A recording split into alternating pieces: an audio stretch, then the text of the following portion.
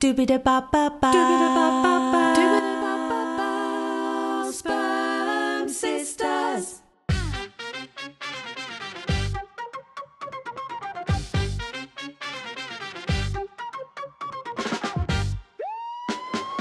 This is a story about sisters, just not the kind that you're expecting.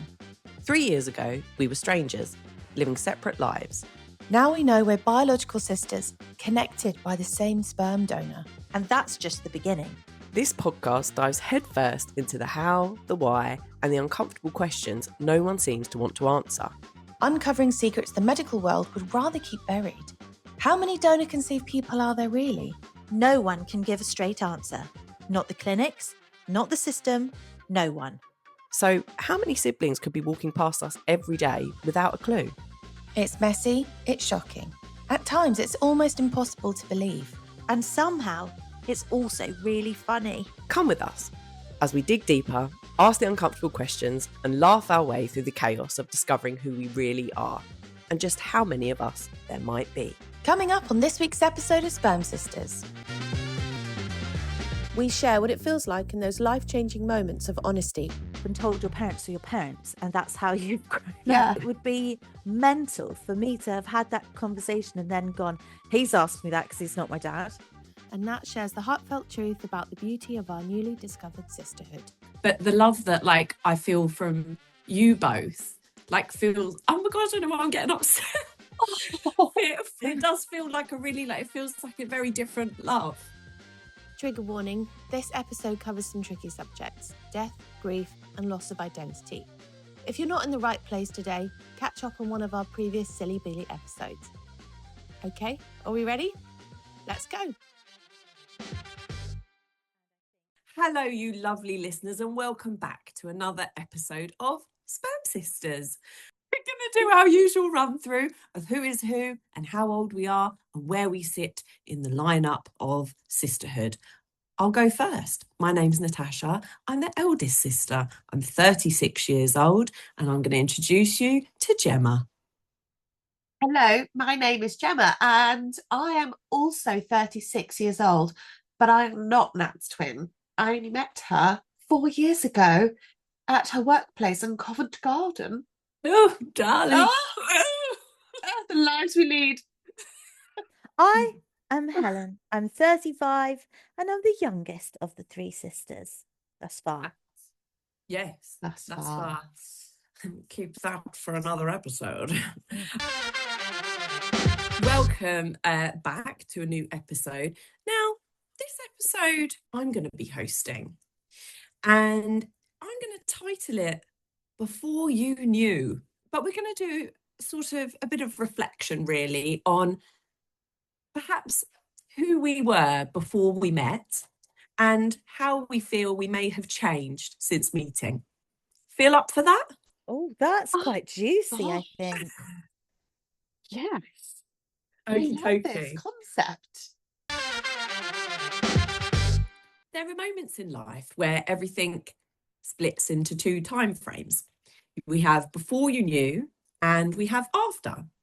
And I think that for all three of us, discovering that we were donor conceived changed something quite fundamental about, I guess, the way that we saw ourselves. I think what's strange about discovering something this big in adulthood is that you remember the moment so vividly, not just what was said, but the feeling. Almost like your brain sort of realizes instantly that life is never going to feel quite the same again. And interestingly, psychologists actually talk about something which is called narrative identity. Have either of you heard of that before? No. No. So it's essentially the idea that humans build their sense of self through the stories that they believe about their lives. Right. Yeah. Whoa. So essentially, when a major piece of that story suddenly changes in adulthood, it can genuinely alter how you understand yourself, which I think is safe to say it did for the three of us, right? Yeah, 100%. When we found out that each of us were donor conceived, yeah, that was the shift, that we all found out we're donor conceived. Yeah, absolutely. Yes. Yeah. And I think Apologies. that, yeah. If you're just joining us now, We're all donor conceived. Sorry. I love this. That made me laugh. So today's episode, that's really what it's about. It's not necessarily about sperm donation itself, but it's the moment that your identity shifts underneath you and what happens afterwards as a result. Sound Yes. good? Yes. Fascinating. Fascinating. Great stuff. Okay. So I think that one thing I've realised over time is that discovering something like the fact that you're donor conceived doesn't erase your life before, but it very much changes the lens in which you viewed it prior to finding out. And I wondered whether you both felt the same as me in relation to that. Like, did anything internally feel different immediately after finding out, or did that happen slowly over time for you?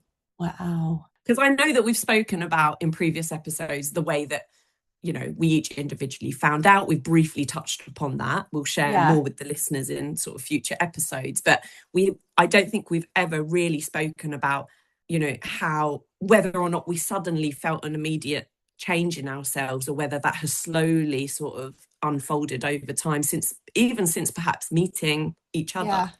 Okay. Helen, did you want to say something real quick? I've got stuff to say, but you go. So do I, Helen. Yes. Oh my God, because this is brilliant. And I think regardless of whether you found out that you're donor conceived or not, there's something that happened to you that means that your narrative of yourself completely shifts. When I found out at the age of 28 that I was donor conceived, I remember for a little bit sort of trying to squash the feeling that I felt different. It was really odd. I tried to pretend that maybe I inside, but I'd never told anybody this. I thought maybe I was being a bit dramatic, that I started to view myself differently, or I started to feel different in this body. Like I actually physically felt different. And I kind of felt like I didn't know who this person was. And I began to question every single tiny thing that I did.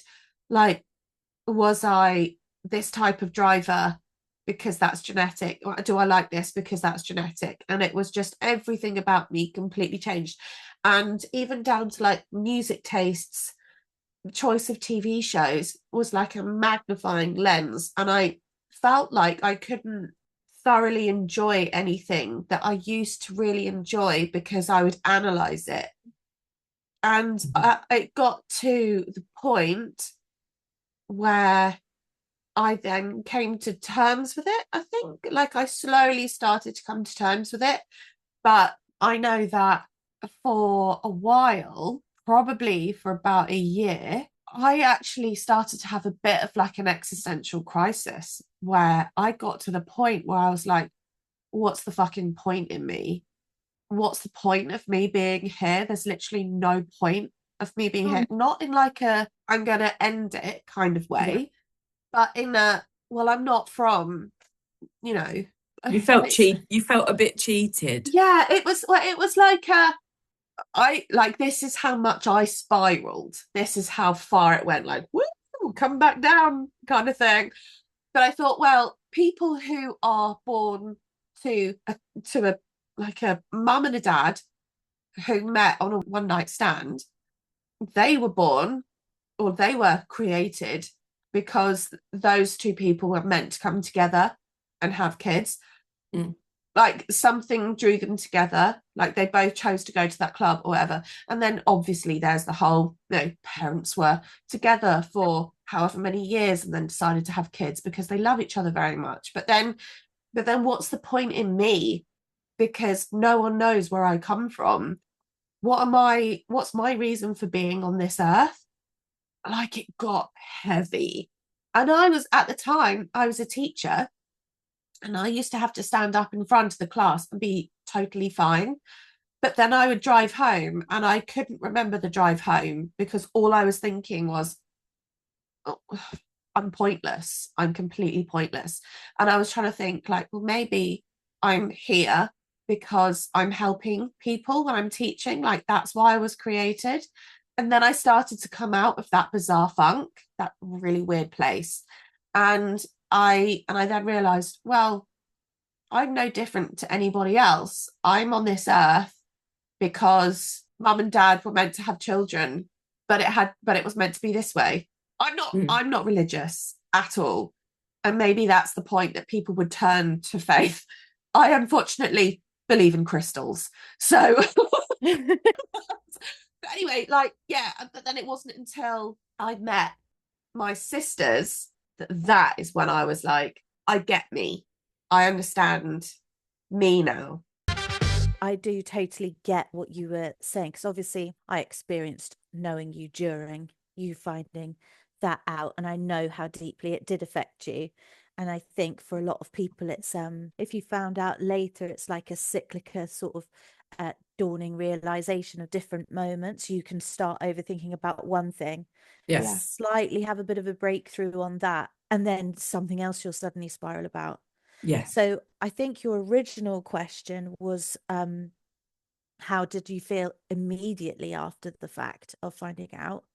Mhm. And my experience, slightly different to Gemma's, I would say, is that I didn't, well, I mean, obviously everybody freaks out, right, when you find out. But I had a really weird sort of overwhelming sense of calm wash over me. And I feel like, I think it's fine for me to talk about this, but I look back at certain points in my life now, and I definitely did when I immediately found out, and suddenly lots of things made complete and utter sense to me, which maybe I'd been privately sort of torturing myself over, of thinking, what did that mean, or what was that about? So if I was sort of broaching it a bit more, I don't think Dad would mind me talking about this, because he obviously didn't know at the time for definite that we were donor conceived, because at the time they would tell the parents, well, you could be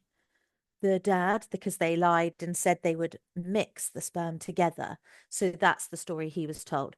But I do have quite a vivid memory of just me and Dad in our lounge, and randomly out of nowhere, he sort of looked at me and he went, oh, it's so funny. You wear glasses, but me and your mum have perfect vision. And it's just so funny, you had to have braces, and again, neither of us had to have that, and you had to have your ears pinned back. And I remember at the time sitting there thinking, this is a really odd conversation, and like I'm really sort of thrown off guard. And I just went, yeah, well, I was Yeah. like, okay, didn't know what to think, because that's not like a normal thing to say. And Mhm. it's certainly not a normal conversation that me and him would have normally had. So I Mhm. don't know, maybe at that point, if he was going through some sort of, it would be fascinating to ask him about, I should ask him about that. Go on. Question, how old were you when you Yeah, I had was that going to ask conversation that. with that? Yeah, how old? Like, um, if I'm guessing, definitely into adulthood. If I'm guessing, I would say probably like 25, 26, maybe. Mm. Yeah, because when I spoke to Dad the other day about this, he said that he first realized that we were donor conceived when and I don't know if I've mentioned this yet or not, I don't think so. when I donated blood, uh, Oh, and I got my results through, because the first time you go and donate blood, they tell you what blood group you are. Yeah. And I'm O positive, and both mum and dad are blood groups that physically cannot produce O positive children. And I remember asking them, just out of curiosity, what their blood groups are. And that was when, apparently, for both of them, they both said this. They were like, Doug, oh my God, this is the first time that we can officially confirm she is donor conceived. And I was stood in the kitchen, and they just said something like, oh, where, da, da, da. And I was like, okay. I walked off. yeah. Because at the Yeah. time, I still didn't question it. Like, I didn't think, oh, those blood groups don't make sense, because I don't know stuff like that, because that doesn't really interest me. At the time it Yeah. didn't. Now it fascinates me. Um anyway, so I'm wondering if that conversation happened round about the same time that he said that to you, House. But quite possibly. There's things like that which sort of like quietly or subtly play on your mind, Yeah. and you sort of brush off because you've been told your parents are your parents and that's how you've grown Yeah. up.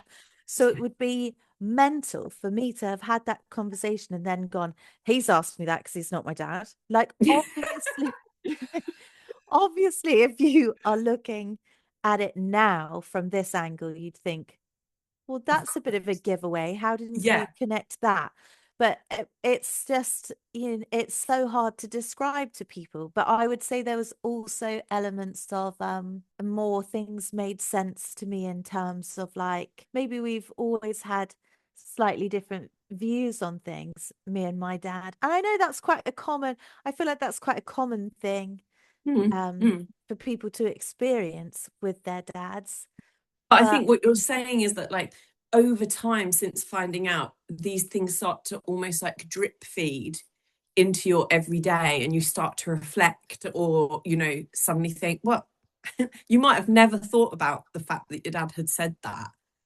You sat you down and said those things in the same way that you did after finding out. You travel back to these conversations that you would have completely forgotten about, Yeah. and replay them over and over and over again until they start to make you feel like you, or like make you understand yourself more. Because I think for me, like, grief really complicated everything when I found out that I was donor conceived, because I found out the day before my mum's funeral.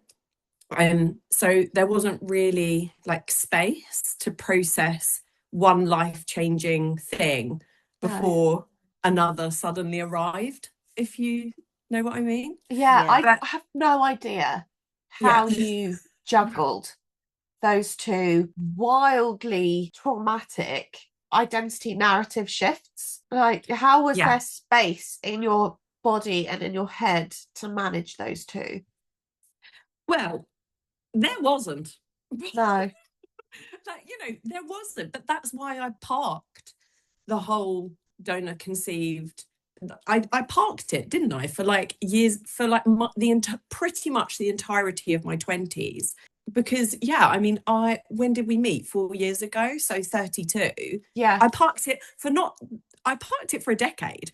I knew for 10 years before I did anything with that piece of information, which, to be honest, still feels like I found out last week, which is really, which is bizarre. But when I think about it, that's the first time I have really properly thought about it, that, I waited 10 years before I did anything with that piece of information. And that's because I was grieving mum so heavily, still am, but in a different way now, I guess. But I think about quite a lot is whether there's a version of ourselves that existed before we each knew and found out. And I know that sounds really strange, because obviously we're still the same people, but I do think that information changes us, Yeah. or at least changes how we understand ourselves. Did either of you feel like the same person afterwards, or do you feel like something has subtly shifted, or perhaps not so subtly shifted? Because I believe that since meeting you both, like, I like, without crying, Oh, like, I I feel like I have entered like an entirely new, not chapter isn't the right word, because I think it's really hard to find the words to even describe what I'm trying to say here, but I really feel like I have changed. Like, Yeah. I have, like, I feel it in myself. And what's something that's like quite beautiful about, for me, this relationship with you both, is that I feel like I have reconnected with the person that I was before I lost my mum. oh, Oh my God. That's really lovely. That is Do so you lovely. think, what do you think it is that has made you reconnect to that part of yourself? Maybe, I honestly don't know, but maybe it's like feeling like I found something that I felt was missing for a very long time. Right. Yeah. Or like, found like another level of love that I went a really long time without having, if that makes sense. Even though like because obviously like I'm held by and loved by so many amazing people, but the love that like I feel from you both like feels, oh my God, I don't know why I'm getting upset. It does feel like a really, like, it feels like a very different love. I I mean, I can't fully relate to what you're saying because Yeah. of you having lost your mum, but I can relate to what you're saying about having found each other. It is such a deep, unconditional love. And I think, Yeah. I think you just took the words out of my mouth. Like It that is is. what it feels like. It feels like yeah, deep and unconditional. Yeah. It's kind of like asking, how would you describe the love for your children? How would you describe the love for your partner? Yeah. It's like a different kind of love for each relationship, but it ultimately feels like home, a That's it. comfort and a warmth and just a safety. And it's not, I think that's not learnt or anything. I think that is just being somehow magnetically drawn to people.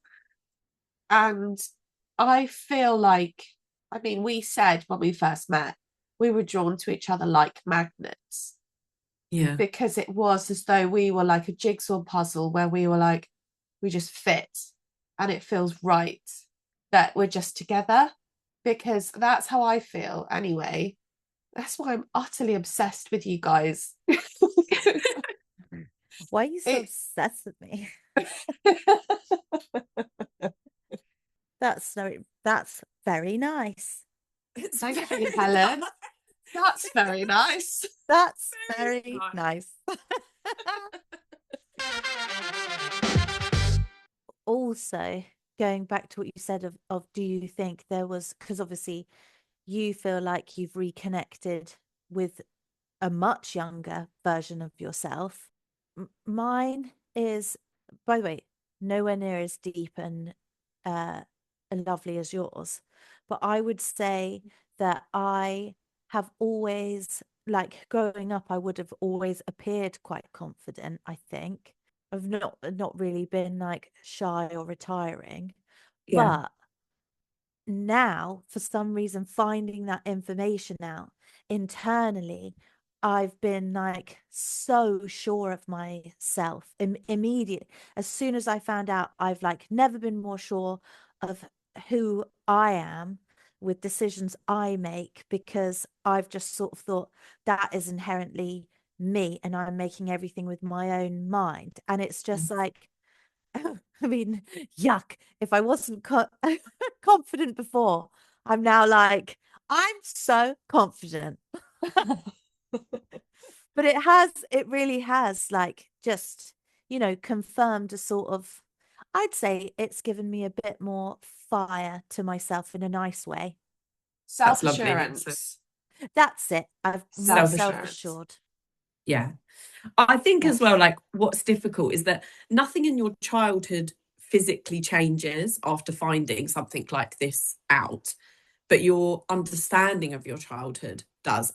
In this, going back to what you were each just saying right at the start, these conversations that perhaps happened when you're a teenager or in your early 20s, etc. It sort of like all adds up. But then suddenly, all of your memories, they shift and they like surface in a totally new way. Yeah. Not forced, but just like reinterpreted, I guess. You start to reinterpret these conversations that you perhaps had with your dad back then, and you start to make sense of them more. And researchers describe memory as reconstructive, meaning we don't replay memories like recordings, we interpret them through new understanding and emotion. So discovering something identity changing in adulthood can make old memories suddenly feel quite emotionally different, even though the memories themselves haven't changed. Now, this is interesting because there is also research showing that siblings raised in the same family often experience childhood completely different from one another. Yes. So researchers call this, you know what that's called? Fuckwittery. Well, the scientific phrase for it is non-shared environment when we're talking about this sort of situation. And it's the idea that even within the same household, people are shaped by, of course, individual experiences, their own friendships, their own individual relationships with their mother and father, their own interpretations of the way things are said to them by a mother or father, as well as your own emotional moments and how you each deal with handling those, which I think is, specifically interesting for the three of us because you guys grew up together. Yet somehow there sort of still feels loads of overlaps between us, which is strange. Like when in other episodes where we've been having conversations and me and you, Gemma, will be like, Helen, why don't you feel that way? And then you and I, Helen, will be like, Gemma, like, where are you in this? Or then you two will be the same against me. So, even though you two grew up together, but I very much wasn't a part of that household, I just think that it's so interesting that even just the three of us, you two living, growing up together, still have like quite different experiences of growing up, even though you were together. Yes. And actually, what I do think sometimes when I'm editing episodes is how I don't view you two any differently, like whether I grew up in the same household with you or not, because I'm learning about Helen just as much as I'm learning about you, Nat. I don't think we've ever It's like, you don't know me. You don't even know me. It's just fascinating hearing your take on stuff, Hells. Because just because we grew up in the same household and in the same environment, we've got the same story, the same backstory, we've got completely different takes on it. Sometimes like you'll feel something stronger than I will and vice versa. And I just think that's really interesting how it's unique despite being considered full siblings, but it's based on perhaps things that did happen to us when we were younger, how we were treated differently, because I think we were very differently. There's research around late life family revelations that actually show that people often describe the experience less like receiving information, but more like internal disorientation. Which I think describes it perfectly, to be quite honest, because it's almost like your brain is trying to catch up with a new version of reality. Oh my God. It's so disorientating. Yeah, but having said that, do you think there is a good way to discover something that is identity changing? I think yeah. And I think the research shows if you don't discover it and it's always just been told to you, it's just not, and it becomes a non-issue. Because that's your normal. You're not having to change anything. Whereas, as you've said, a later discovery, you're having to completely rewrite it mentally in your own head, your narrative again. Do you think any version of it changes you regardless? Because often, we have lots of stories of adopted children who, grow up knowing that they're adopted from being a youngster and still travel through life and want to find out who they really are. I think that potentially if you have that revelation or that's brought to your attention that everything that you knew, the stories that made you who you are, that informed the person that you thought that you were, your identity. If that happens as an adult, I think it's like fast forwarding all of those emotions that perhaps adopted people or donor conceived people knew from the beginning. But as an adult, it's like you go through all of those feelings in a really short space of time, like you're playing catch up really, really, really quickly. So Yeah. maybe that's why you're feeling disorientated. I felt like I had to go through the mental filing cabinet of who I was as a person and reorganize the messy scatteredness to make it tidy, informed, make it make sense Yeah. today. Helen, do you have anything to add?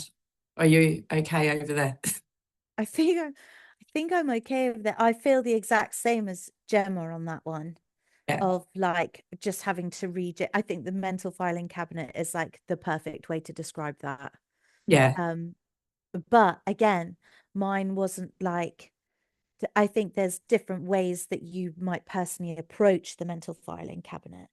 You might approach it with like feelings. Again, it's all a processing thing, right? So if you find Yeah. out later in life, you might be approaching your mental filing cabinet with anger or perhaps a feeling of distrust or betrayal. Or like, which I think a lot of people do feel like that initially. And I definitely had elements of that too. But mine was also coupled with a feeling of weird sort of calm serenity, because I was like, that suddenly makes way more sense. And my filing cabinet felt actually a lot more organized. Whereas I had to put all of mine in order. Yeah. I felt like the bones of it were there, but it I didn't think flow. what we're basically all saying is that there's no sort of singular moment of like real, like, you know what I mean? Like of not just Yeah. realization, but of like mentally sorting out that cabinet. Like you're Yeah. not going to get it done in one day or a month or a year. Right. Like, I Whatever, just think it really. takes, yeah, Yeah, I right? think probably actually never, but it's a real process. Yeah. Absolutely. And there are like lots of small moments, lots of little realizations, small shifts as you travel through day to day, all of those unexpected moments that happen, whether you're with a new donor sibling or not. And maybe that's why these stories that we're telling feel as emotional as they do sometimes, because they're not really about sperm donation. They're just No. about identity, or belonging, or in Yeah. my case, grief, or actually in your case, grief, you know, grieving what you thought was. But ultimately, it's just about family and trying to understand yourself after discovering something that reshapes your story. So maybe the hardest part isn't discovering the truth, but maybe it's learning how to carry it afterwards. Love you guys, and thanks for listening, listeners. And if you are currently, sorry to add this in, I just feel like it's really, really, really important. If you are currently going through anything similar to what we have gone through, just want to remind people, like if you have just found out that your donor conceived and you're navigating it, you are always very, very welcome to message us because we've gone through it. Our email is spermsisterspod@gmail.com. And also there's the donor conceived group who offer 2 free counselling sessions. If you're We'll going put through the any, links. well, yes, if you're going through any hot and heavy feelings, please talk to somebody. Just bloody talk to somebody. But take Slide care in of the yourselves. DMs. Okay. Okay. Okay. Bye. Very good. Brilliant. Bye.